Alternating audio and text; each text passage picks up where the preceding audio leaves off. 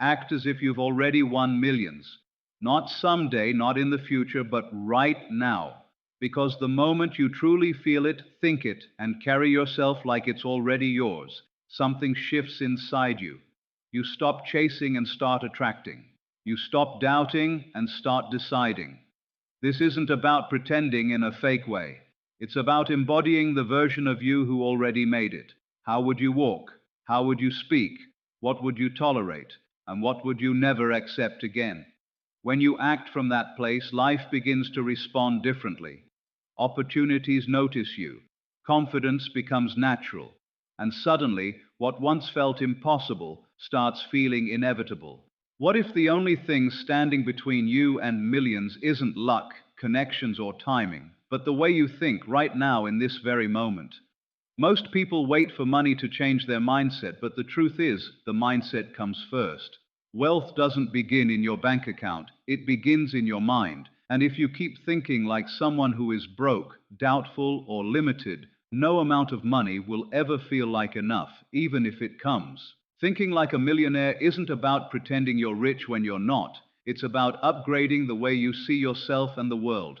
It's about refusing to let your current circumstances define your future identity. Millionaires don't think in terms of "I can't afford it" or "maybe one day." They think in possibilities, in solutions, in expansion. When faced with a challenge, they don't shrink. They ask, "How can I make this work?" That single shift from limitation to possibility changes everything. You have to understand that your thoughts shape your decisions, and your decisions shape your life. If you constantly think small, you will act small. You will hesitate, second guess, and settle for less than you deserve. But when you start thinking like someone who already has wealth, you naturally begin to make bolder, smarter, and more intentional choices. You invest in yourself. You value your time. You stop chasing approval and start creating value. A millionaire mindset is also deeply rooted in self-belief. It's the quiet confidence that says, "I am capable of more," even when there's no evidence yet. And yes, it can feel uncomfortable at first. Your mind might resist. It might remind you of your past failures, your current struggles, or the opinions of others. But you have to decide which voice you're going to listen to, the one that keeps you stuck or the one that pushes you forward. Another powerful part of thinking like a millionaire is how you view opportunities. Most people overlook opportunities because they're too busy focusing on what's missing. But someone with a wealthy mindset sees chances everywhere. They understand that growth often comes disguised as risk, and they're willing to step into the unknown, not recklessly, but with belief, with trust in their ability to figure things out along the way. And let's be real, thinking like a millionaire doesn't mean you won't have doubts. It means you don't let those doubts control you. You act anyway, you move forward anyway, you keep showing up even when things don't go as planned. Because deep down, you've already decided that success isn't a question of if, it's only a matter of when. You also start to notice a shift in how you carry yourself. The way you speak becomes more certain. The way you present yourself becomes more intentional. You stop apologizing for taking up space in rooms you once felt unworthy of. You begin to realize that your energy matters, and people can feel it. Confidence isn't just seen, it's felt.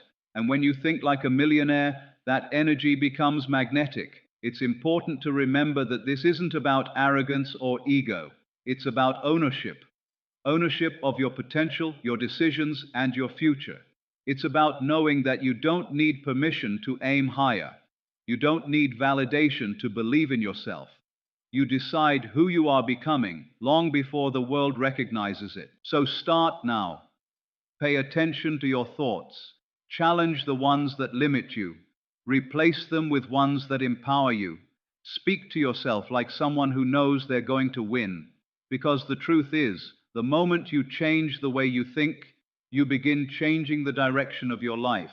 And when you consistently think like a millionaire, you don't just hope for success. You start becoming the kind of person who naturally attracts it.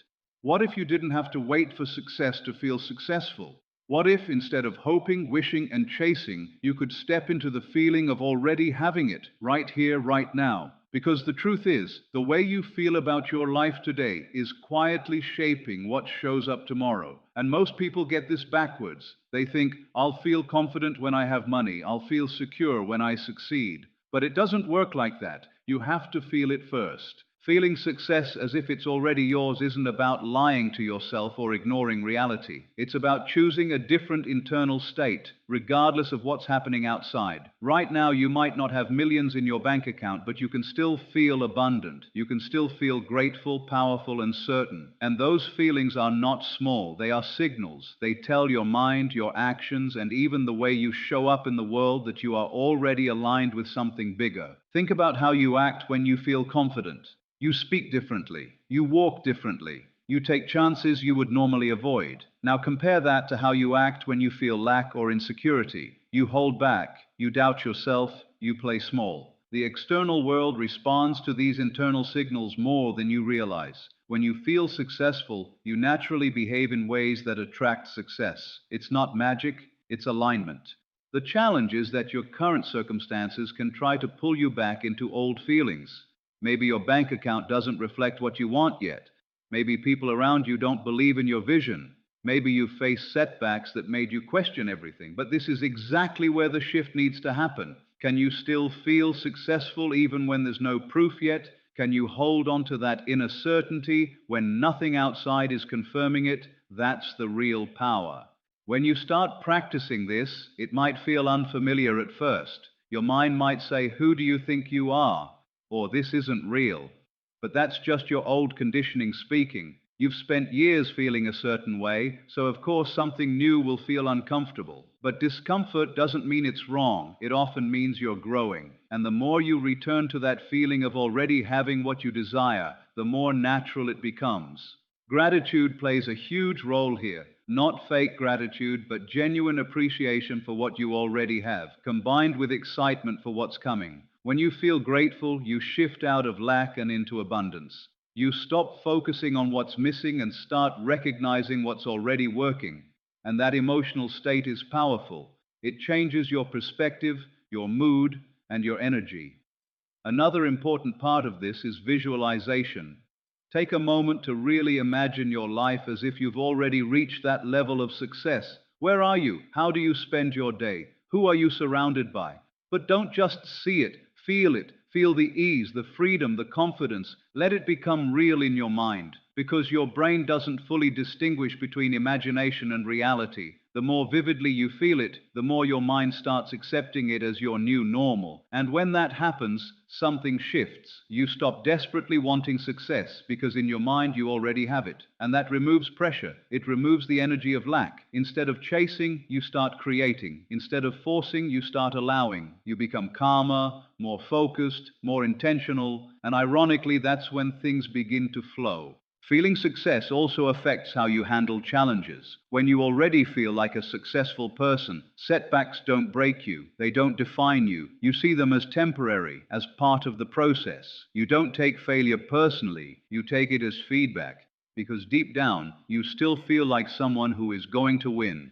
This is not about denying reality, it's about choosing your inner reality first, because your outer world is always catching up to what's happening within you. And if you can consistently feel successful before it physically shows up, you're no longer dependent on circumstances to validate you. So start small. Throughout your day, ask yourself, if I already had everything I want, how would I feel right now? Then choose that feeling. Hold on to it, even for a few minutes. The more you practice, the more it becomes part of who you are. And over time, you won't just be imagining success, you'll be living it from the inside out. What if the real difference between the life you have and the life you want comes down to one thing? How you make decisions when it actually matters. Not when everything feels easy, but in those quiet, uncertain moments when fear creeps in and tries to take control. Because most people don't fail due to lack of talent or opportunity. They hesitate, they overthink, and they let fear make their choices for them. And every time that happens, they unknowingly move further away from the life they say they want. Making decisions from confidence, not fear, doesn't mean you'll never feel scared. Fear is natural.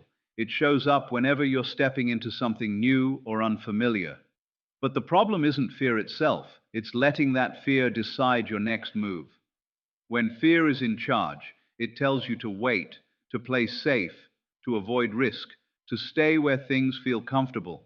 And while that might protect you in the short term, it slowly traps you in a life that feels smaller than what you're capable of. Confidence works differently. Confidence doesn't always feel loud or dramatic. Sometimes it's quiet, steady, and simple. It's that inner voice that says, I'll figure it out, even when you don't have all the answers yet.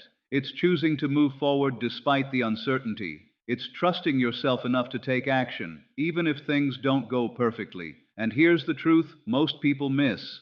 Confidence isn't something you wait for. It's something you build by making decisions and taking action. Think about it. Every time you avoid a decision because you're afraid, you reinforce that fear. You teach your mind that you're not ready, not capable, not enough. But every time you choose to act anyway, even in a small way, you send a different message. You prove to yourself that you can handle more than you thought.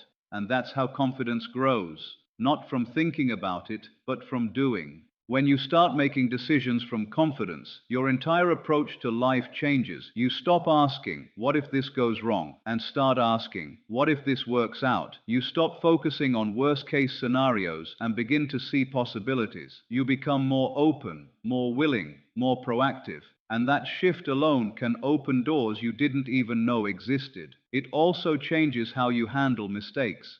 When fear is driving your decisions, mistakes feel like proof that you shouldn't have tried.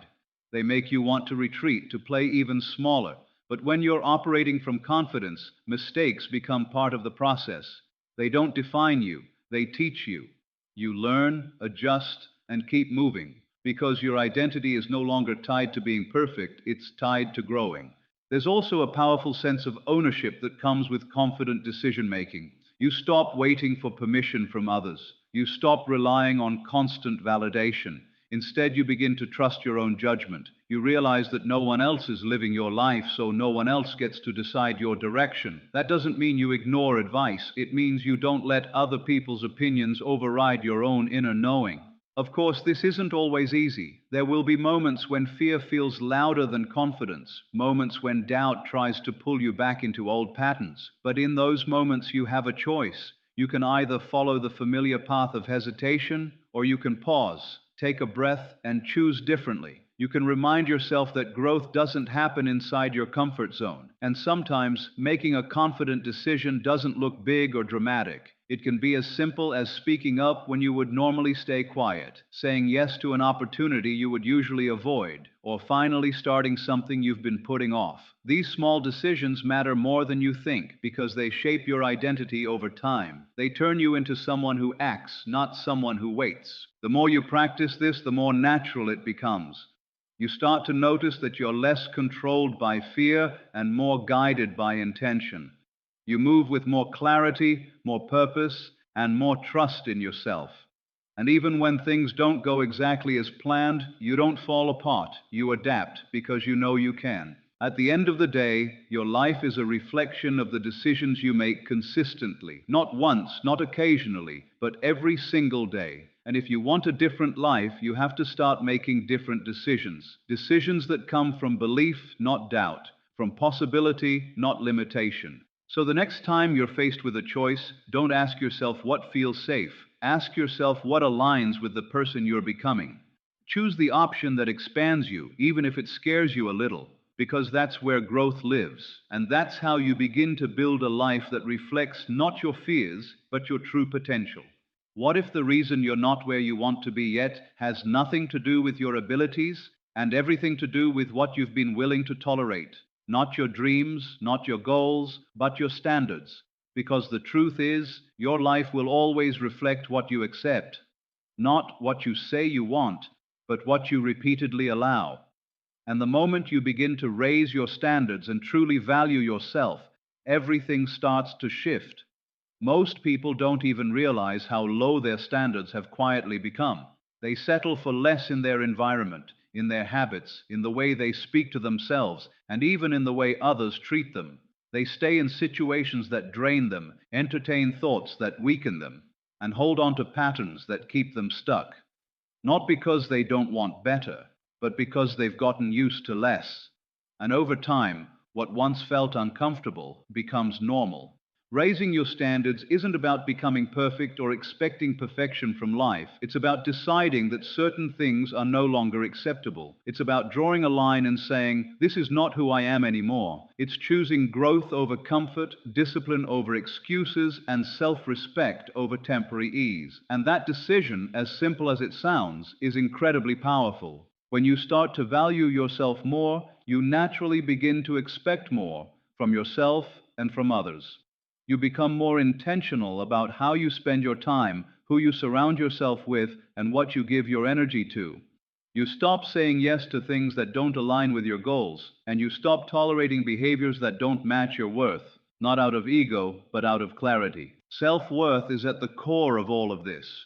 If you don't truly believe you deserve better, you'll keep accepting less. You'll second guess your decisions, downplay your potential, and settle for situations that don't fulfill you. But when your self-worth rises, your standards rise with it. You no longer chase validation because you already recognize your value. You don't need constant approval because you trust yourself. This also shows up in your habits. Someone with high standards doesn't wait for motivation. They act with discipline. They take care of their body, their mind, and their environment, not because they feel like it every day, but because they've decided it's part of who they are. They don't negotiate with excuses because they've made a commitment to a higher version of themselves. And here's something important. Raising your standards will feel uncomfortable at first. You might feel like you're being too strict, too demanding, or even unrealistic. You might outgrow certain people, certain routines, or even parts of your identity that once felt familiar. But that discomfort is not a sign that you're doing something wrong. It's a sign that you're evolving. There will also be moments when others don't understand your shift. When you stop tolerating what you used to accept, it can challenge the people around you. Some may resist it, some may question it.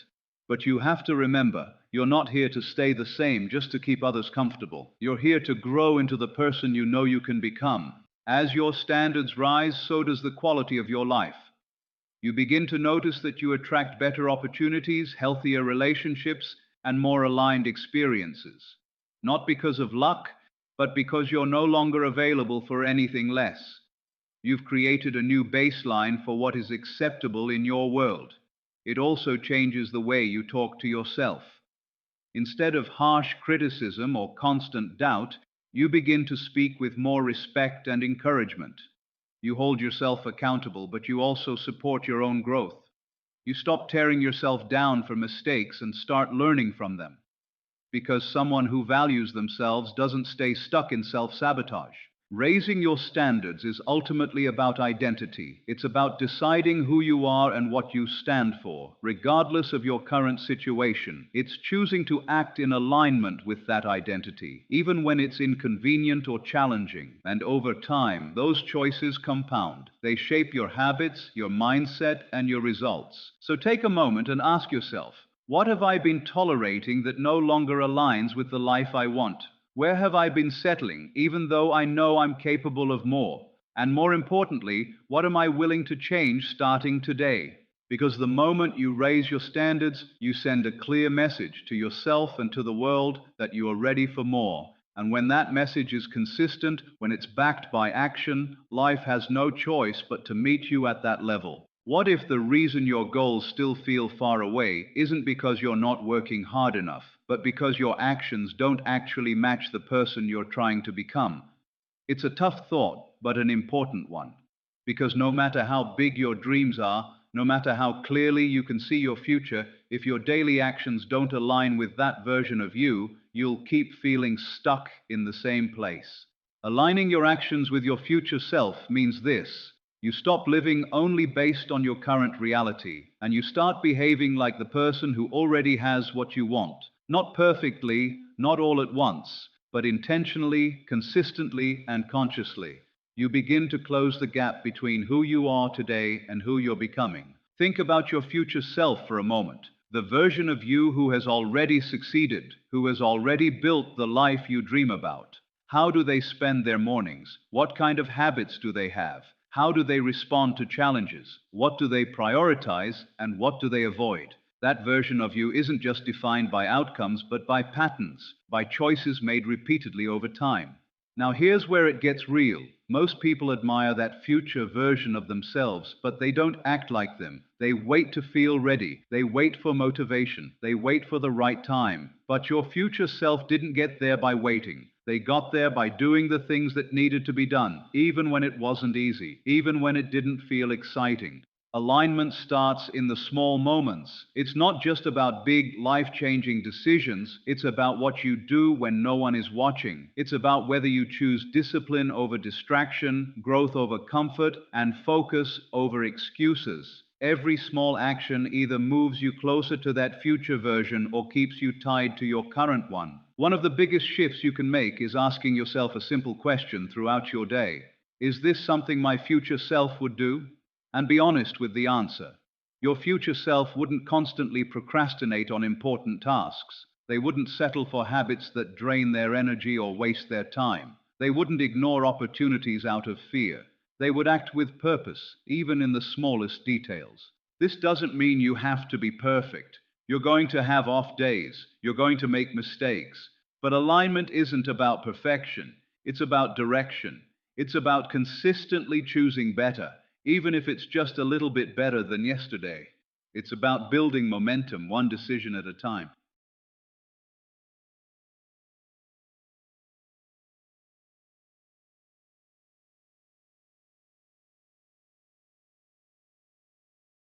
Another important part of alignment is letting go of behaviors that no longer fit who you're becoming.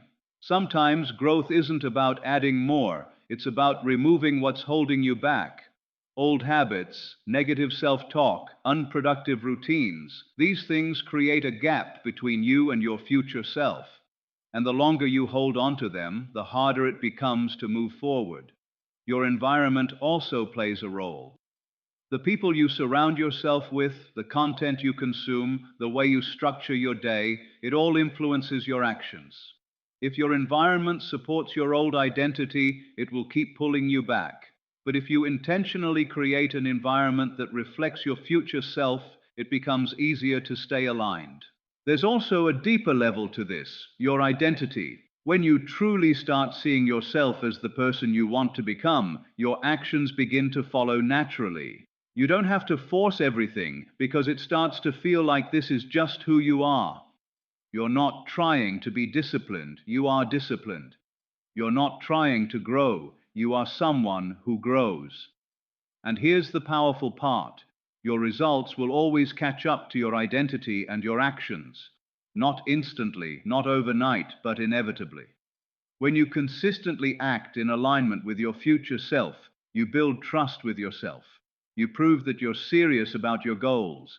And that self-trust becomes the foundation for everything else. It also changes how you handle distractions and setbacks. When you know who you're becoming, it becomes easier to say no to things that don't align. It becomes easier to get back on track when you slip, because your focus isn't just on short-term comfort, it's on long-term transformation. So instead of waiting for your life to change, start showing up differently today. Not in a dramatic, overwhelming way, but in small, meaningful actions that reflect where you're going. Get a little more disciplined, a little more focused, a little more intentional, because at the end of the day, your future self isn't built on wishes or intentions. It's built on actions. And the more your actions reflect that version of you, the less distance there is between where you are and where you want to be. One step at a time, one choice at a time, you begin to step into that life, not someday, but starting now.